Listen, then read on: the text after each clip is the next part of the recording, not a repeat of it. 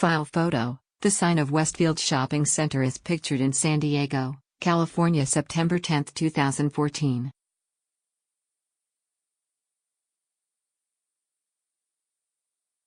Reuters/Mike Blake/file photo. Reuters by Byron K. and Sonali Paul. Sydney/Melbourne. Reuters. France's Unibail-Rodamco has agreed to buy shopping mall owner Westfield Corp for $15.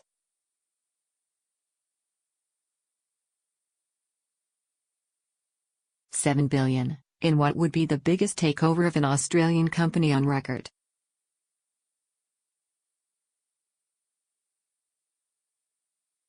The deal accelerates consolidation of the global retail property sector as it grapples with challenges from online retailers led by Amazon.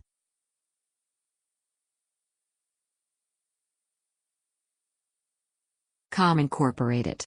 It comes on the heels of world number 2 retail real estate investment trust GGP Incorporated's rejection of a $14.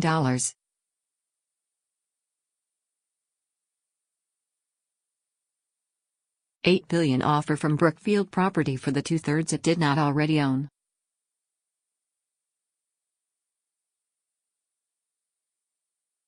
Westfield, which owns and operates 35 shopping centers in the United States and United Kingdom valued at $32 billion, said the transaction was highly compelling for Westfield and Unibail-Rodamco's shareholders.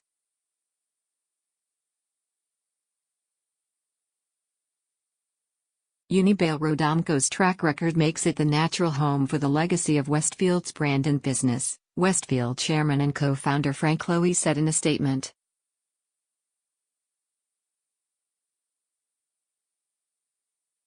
Unibail-Rodamco said Westfield shareholders would receive a combination of cash and shares, valuing Westfield at $7.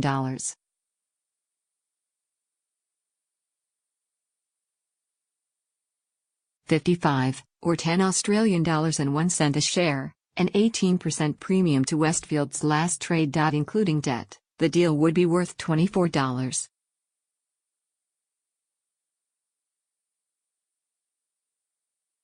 $7 billion. Unibail-Rodamco said the deal would create a global property leader with $72 billion of gross market value in 27 retail markets.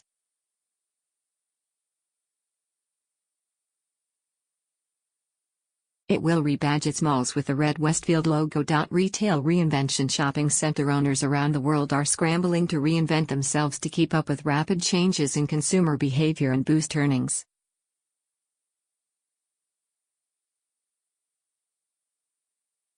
The expansion of e-commerce giant Amazon.com has coincided with an explosion in online purchases of physical goods, while consumers increasingly treat malls as places for socializing.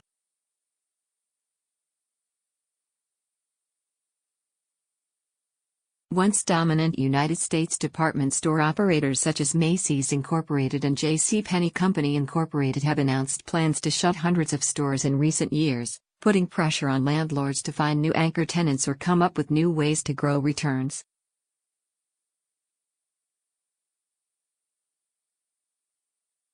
Westfield has been seen as a pioneer in U.S. mall redevelopment, melding traditional mall retailers with atypical mall fixtures like upscale food courts, high-end restaurants, bars, cinemas and boutique fashion outlets.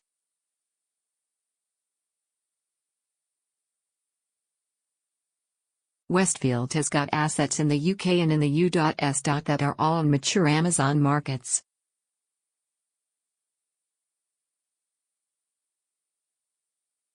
They're already 50% through that online retail switch, said Morningstar analyst Tony Sherlock.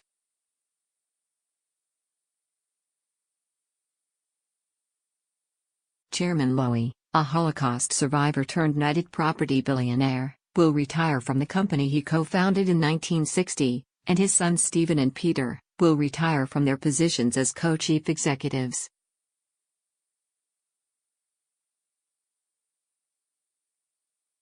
This is obviously a day of mixed emotions for me, although I am 100% comfortable with our decision, Frank Lowy told reporters in Sydney via video conference from London.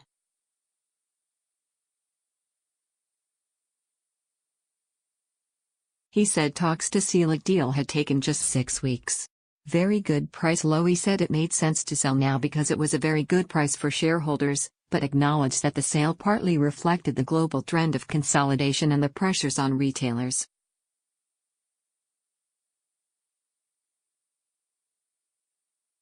It seems like a good strategic rationale, given the synergies, and it will create the leading mall operator globally, said Sydney-based CLSA analyst Sholto McConaughey.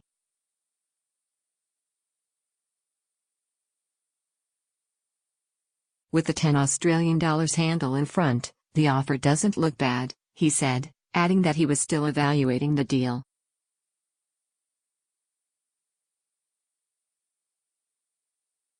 The offer price closed the gap between the underlying value of the company and its share price, Peter Lowy said.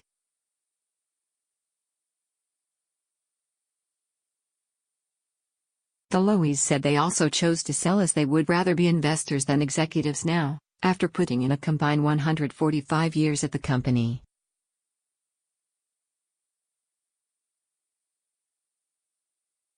Westfield's flagship malls include Westfield London, where it is working on a £600,000, $800,000 expansion, and Century City in Los Angeles, where it is completing a $1 billion overhaul.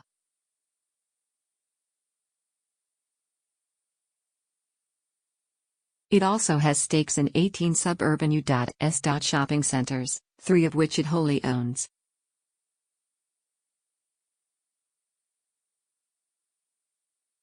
Shares in Westfield were halted earlier on Tuesday pending the announcement, having last traded at $8.